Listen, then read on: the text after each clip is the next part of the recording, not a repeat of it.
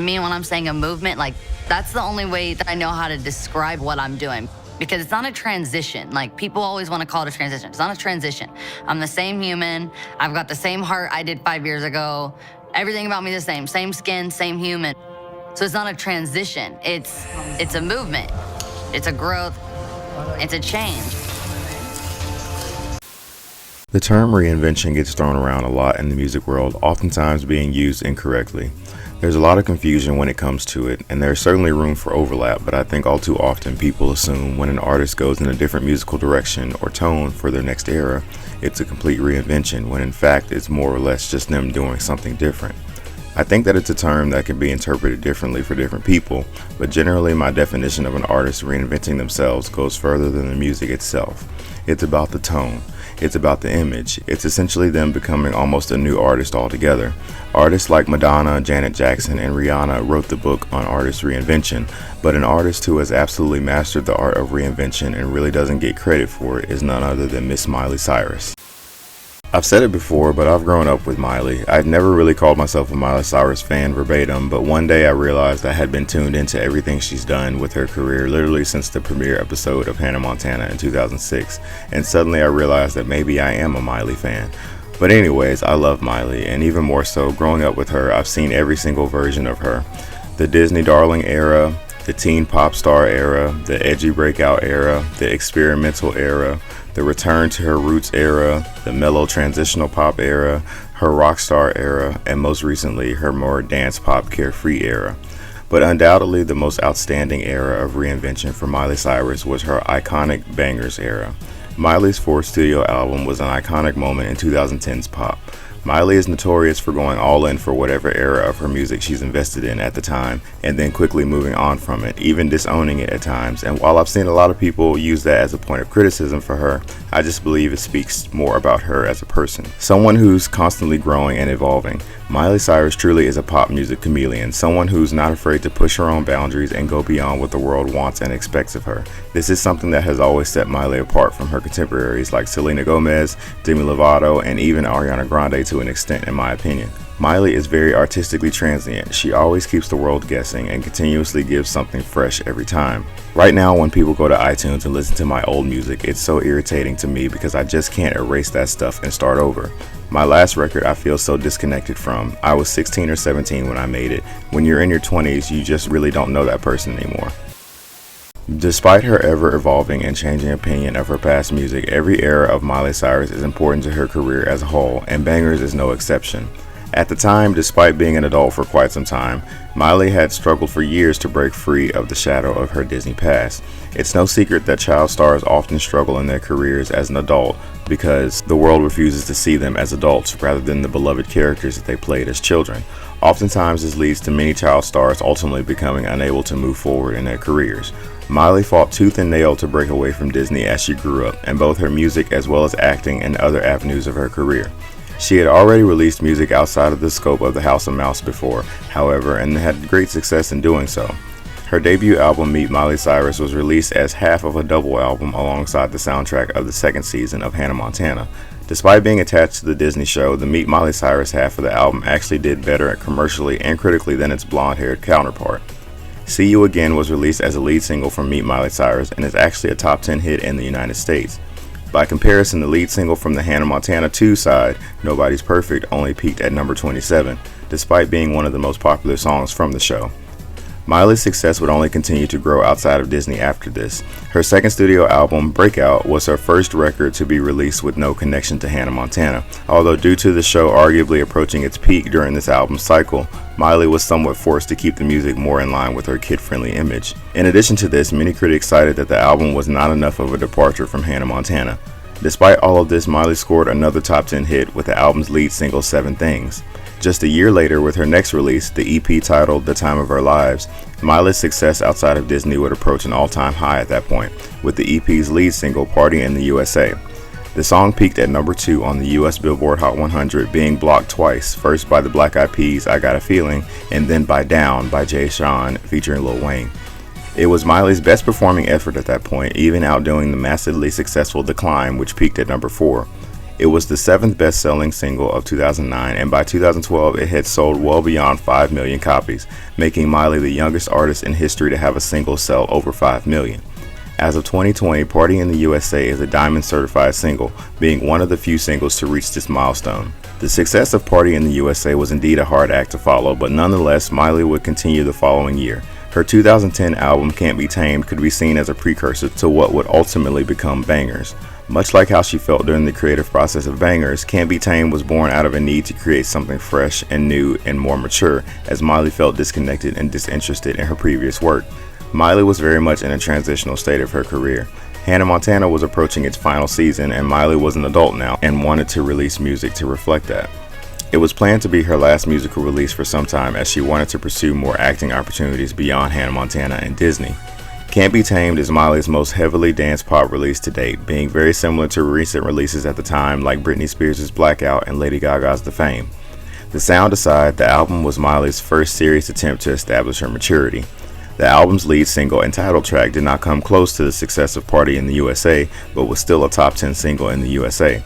The song itself, more specifically its music video and live performances, generated its fair share of controversy due to its racy nature that was seen as too mature for someone who was the star of a Disney Channel show and whose primary audience was still young fans of said show. Overall, Can't Be Tamed received mixed reviews from critics, and many did not take Miley's first attempt at a more mature image very seriously. It was clear that a more drastic change was needed in order to firmly reestablish herself as an artist. In 2012, Miley shocked the world, chopping off her traditionally long brown locks in favor of a platinum blonde pixie cut, what would become the signature look of the Bangerz era. At the time, it was something not many really understood, but to Miley it was her first step in finally leaving her old self behind and establishing a new identity. She would later explain her haircut choice, saying, "With the short hair thing, it was an androgynous, sexy feeling, which is what I want people to feel like. I don't want to be over-feminized, but I'm not masculine either. I'm just myself. What people don't really understand about gender fluidity is that by feeling nothing, I feel everything." It was all too clear that the world was about to receive a new Miley Cyrus unlike anything we'd ever seen before, and nothing could have prepared us for the whirlwind that was on its way. On June 3, 2013, Miley Cyrus released the song We Can't Stop as the lead single from her then forthcoming fourth studio album, an electro-pop and R&B song that was lyrically drastically different from anything Miley had ever put out. It was notably originally written for Rihanna, but ended up in the hands of Miley, who felt it was perfect for her new sound and image. We Can't Stop was the ultimate declaration that this new version of Miley Cyrus couldn't be held down and was going to enjoy her newfound freedom no matter what anyone thought. Despite getting relatively mixed critical reception, with many criticizing the lyrics, We Can't Stop hit number 2 on the Billboard Hot 100, tying with Party in the USA as Miley's best performing single at that point. Ironically, just like Party in the USA, We Can't Stop was blocked from the top spot as well, this time by the inescapable Blurred Lines by Robin Thicke, Pharrell, and T.I. Nonetheless, the great commercial performance of We Can't Stop proved that Miley's new direction was a welcome one. On August 25, 2013, Miley would give quite the performance at the 2013 MTV Video Music Awards, performing We Can't Stop as well as Blurred Lines alongside Robin Thicke, ironically the same song that blocked her from going number 1. The performance was nothing short of a spectacle. I remember watching it live and just being in utter shock, but in a good way. It was fun. I loved it. I loved how much Miley just didn't care about what people thought and just wanted to have fun. Even as I watched it, I knew I was witnessing something that would become a pop culture moment. But as usual, much of the rest of the world didn't agree, and the performance was critically panned and criticized by every outlet imaginable, as well as parents, fans, and even other celebrities. I actually didn't know this until making this video, but following this performance, Disney Channel actually temporarily pulled Hannah Montana reruns from Disney Channel. Mind you, the show had been over for 2 years at this point. In addition to this, Toys R Us discontinued all Hannah Montana toys from its stores. The performance generated 306,000 tweets per minute on Twitter, making her the most mentioned performer on Twitter from that night at 4.5 million tweets related to her performance. By comparison, Justin Timberlake received the Michael Jackson Video Vanguard Award that night and received only 2.9 million tweets, and the show's opener, Lady Gaga, received 1.9 million. The same day as her world-stopping VMA performance, Miley would release the second single from Bangerz, Wrecking Ball. It was an unexpected choice considering the tone of the era thus far, but nonetheless, the vulnerable pop ballad would go on to shatter records, becoming Miley's first ever #1 single. The song's music video stirred up even more controversy, but regardless broke the Vivo record at the time for most views accumulated in its first 24 hours, with 19.3 million views. It earned Miley an MTV Europe Music Award, a Video Music Award for Video of the Year at the 2014 VMAs, and even a World Music Award. Wrecking Ball is a staple song in Miley's catalog, one of my all-time favorites and honestly one of the greatest pop ballads of the 21st century in my opinion. Being released right after We Can't Stop was a genius way of showcasing the range of Bangerz. Miley would keep the momentum going for the Bangerz era even outside of the album itself, appearing on the song 23 alongside Juicy J and Wiz Khalifa, and absolutely stealing the show on that song, I might add.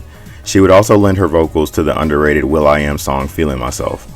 It could be argued that this new era of Miley's was one that was riding on controversy and shock value alone, and while that definitely contributed to getting the world's attention, I think that does a disservice to the actual music and artistry behind Bangerz. With 2 smash singles under her belt, Bangerz finally released to the public on September 30th, 2013. Controversy aside, this album has substance. Miley is not an artist with all bark and no bite. She will give you controversy, but she has the talent to back it up. There's really something for everyone on this album beyond the raunchy partygoer persona that Miley was showing the world. The album's opening track, The Beautiful and Mellow Adore You, is not at all what you would expect an album titled Bangerz to open with, but it works, and it's one of my favorite in Miley's discography, one that doesn't get nearly enough attention. The song was released as the third and final single from Bangerz on December 17, 2013, an honestly interesting choice, considering the previous single was also a ballad. Unfortunately, the song didn't do as well as its predecessors, only peaking at number 21. Beyond the singles, Bangerz still has so much to offer. The infectious title track SMS Bangerz, featuring none other than Britney Spears, is one that should have received a proper single release as well as a music video. 4x4 is one of the best songs on the entire album in my opinion, one that almost feels tailor-made for Miley, as it's a perfect marriage of pop, hip-hop, and a country flavor.